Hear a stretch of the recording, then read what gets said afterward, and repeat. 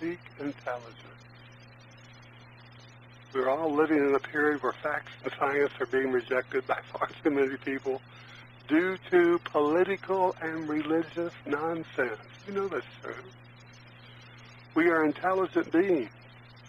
When we reject intelligence, we are rejecting that which formed our life and endowed us with the ability to choose what we will accept in our life, experience, and what we will reject.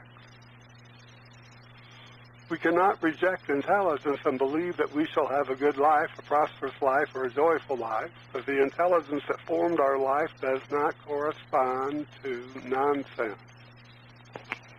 Now, the great Dr. Frank Richelieu, I call him great because I knew him personally, writes in his book, The Art of Being Yourself, he writes, the infinite has already given everything that can be given.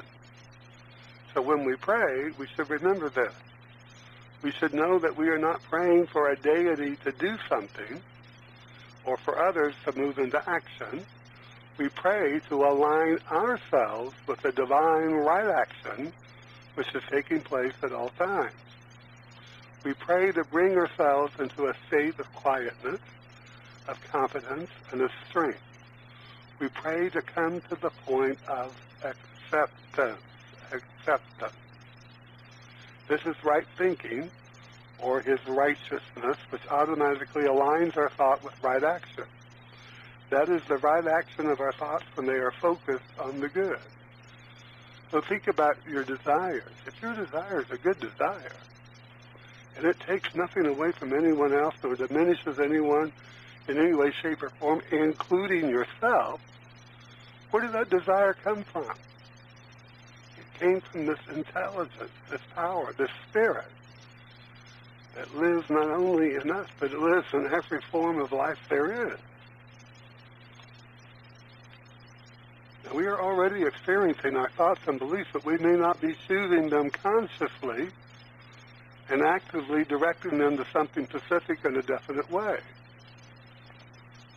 It's not that difficult to do, but we must begin to do it, or we may find something within our thinking that believes that it is difficult or hard. We have been endowed with the ability to do all things with grace and ease. But we must connect with the ultimate of grace, which is intelligence, consciously in our mind and our thoughts about the things that concern us. That is our success, our prosperity, our health, and our happiness. We have the power within us to do this because we are part of intelligence. We think and we reason.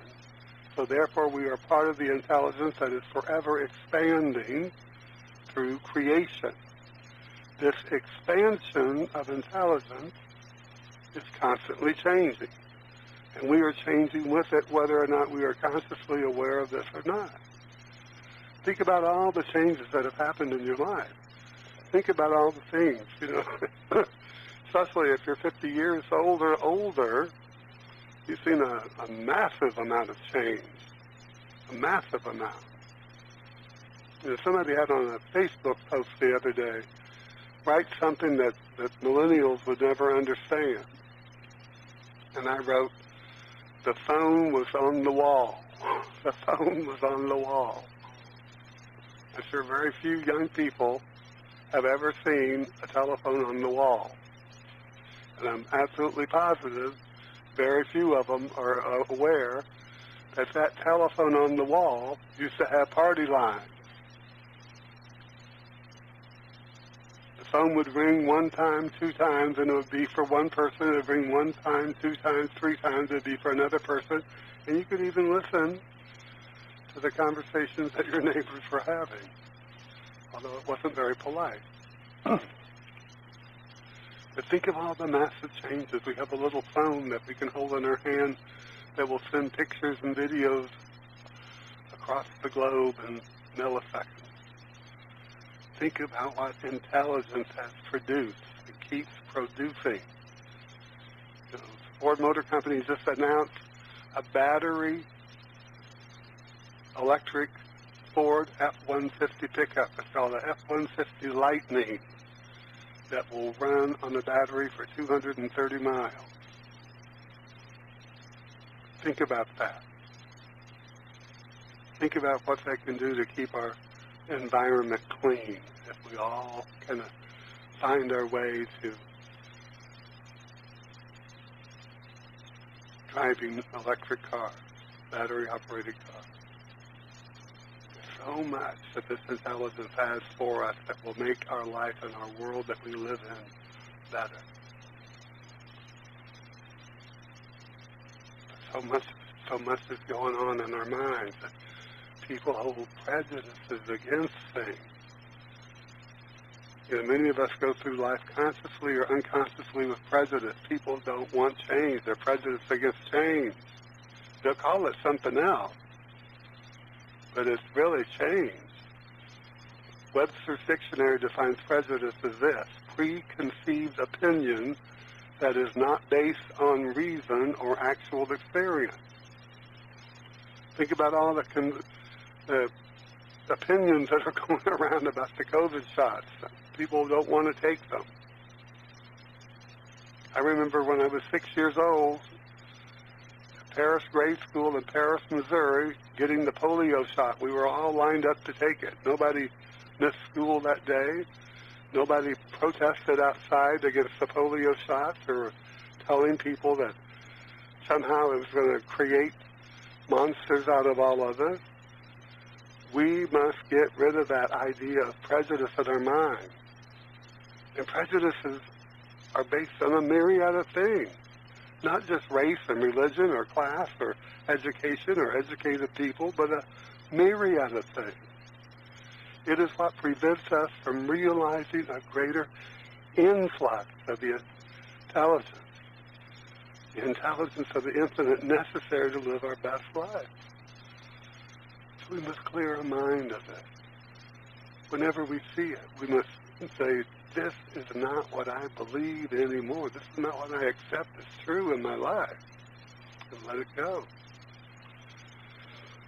Let's look at these words from Horatio Dresser, one of the great philosophers. He writes, there are few discoveries in regard to the human mind of more consequence than the revelation which shows the power of prejudice. Some might say that it is more important to become aware of the power of fear, or to awaken to the influence and scope of suggestion, but oftentimes a person's prejudices are far more deeply rooted than their fears, and to show them the power of suggestion, you must show them that their life is narrowed by these preconceptions. One may be aware of fear and may be valiantly at work to overcome it.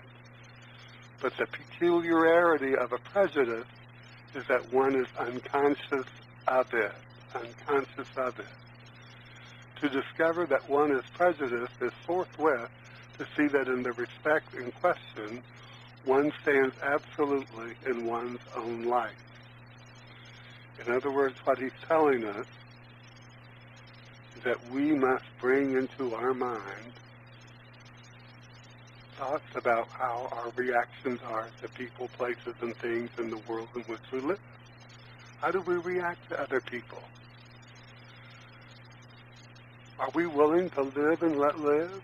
You know, we all say we want to live our own life. We want to live to our own choices.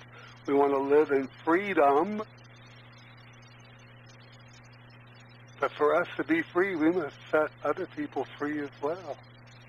Free as well. I remember 20-some odd years ago, I read a book called How I Found Freedom in an Unfree World. How I Found Freedom in an Unfree World. It opened my mind to so many things that restrict our freedom. And our freedom is restricted by our restricted thought. Because so many of us since childhood have had our ideas, our thoughts restricted because they didn't conform to what people thought they should be. They didn't conform to what other people's ideas about our life should be. And there were always people telling us, religious people, political people, teachers, etc. We're always telling us what we should do, what we should know, what we should think, how we should act, that we never allowed ourselves to be who we truly are and to express ourselves fully and completely as a unique individual that we are. The peculiarity of a prejudice is that one is unconscious of it. Recently I had a conversation with a man who assumed I was a Christian minister. When I told him that I teach a spiritual philosophy that is not religious, but offers benefit to those of any and all religions, his tone quickly changed, as did the subject. He revealed his prejudice. His mind was closed down quickly in response to his prejudice against any spiritual teaching that was not aligned with his own, or spiritual religious teaching, I should say, that was not aligned with his own. When I told someone I know about this conversation, they asked why I didn't press my philosophy further with him, and perhaps he would have liked what I had to say. And my response was that I am not a salesman, I am a teacher. This man wasn't ready for what I teach. His change in tone made that very apparent, and should I have pressed it, I would have been in the wrong. We are all entitled to be and to know what we are ready for and no more. We are all entitled to be and to know what we're ready for and no more. No one has the right, no matter who they are, to press their ideas on us when we're not ready for them. That is the wrong thing to do. That's why it's imperative that we seek intelligence. We all have prejudices. We all have mental blocks. We all have emotional obstructions, etc. in our mind that we are not conscious of. Intelligence tells us that which you are seeking is seeking you. That which you are seeking is seeking you. That's why we get these ideas. And sometimes the ideas that we get surprise us. We think, where did that idea come from? Why was I thinking something like that? I've never thought about that kind of thing before. Where did that come from? How did that get into my mind? Did I see something? Did I hear something? What was it that brought it to me? We all have those moments. We all have them. And it's up to us to investigate them further. It's up to us to investigate them further. As a great Dr. O.C. Smith, my ministerial teacher and my mentor, said over and over again, put your consciousness on surveillance. Put your consciousness on surveillance.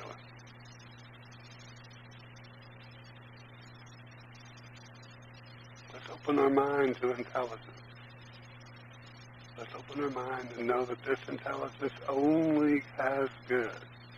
That whatever we partake of from this intelligence is going to lead us and guide us to that which is good, a greater good. That no matter how wonderful we may think our life is, it can be even more wonderful.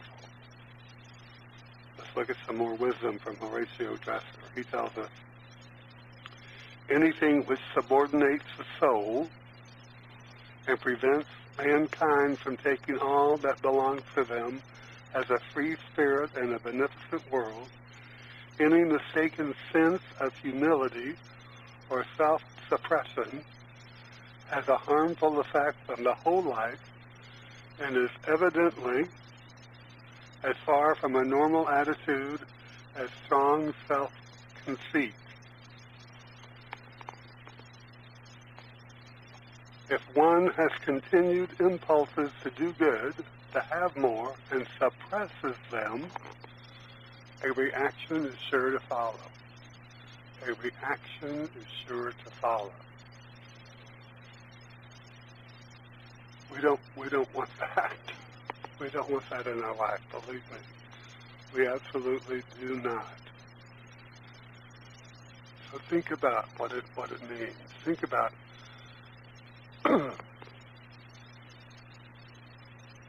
how it affects your life to suppress the good thoughts, to suppress the thought that you have something valuable and important within you to be realized for yourself.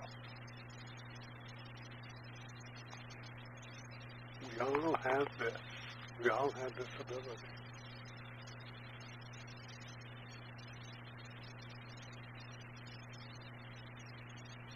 You know, the great Dr. Walter Starkey talked about dimensions, third dimensions, fourth dimensions.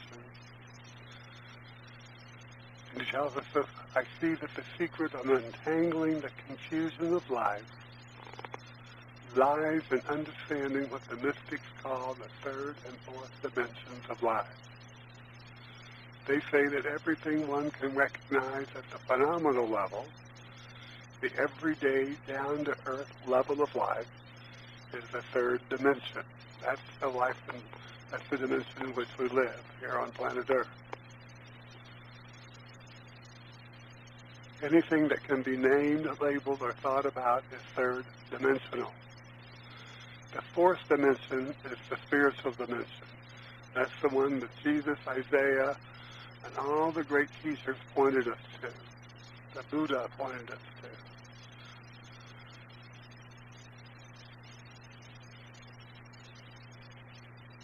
Krishna pointed us to.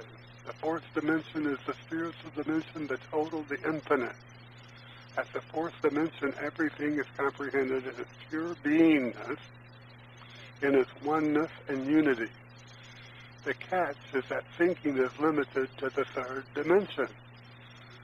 The fourth dimension, like intelligence, is something that can be experienced but not thought about. For thought always has limits. Think about that. Our human thought always has limits. We hold those limits in our mind, just as we hold prejudices at a level in our mind that we're not aware of. The two levels are present simultaneously, but not really understandable in terms of each other.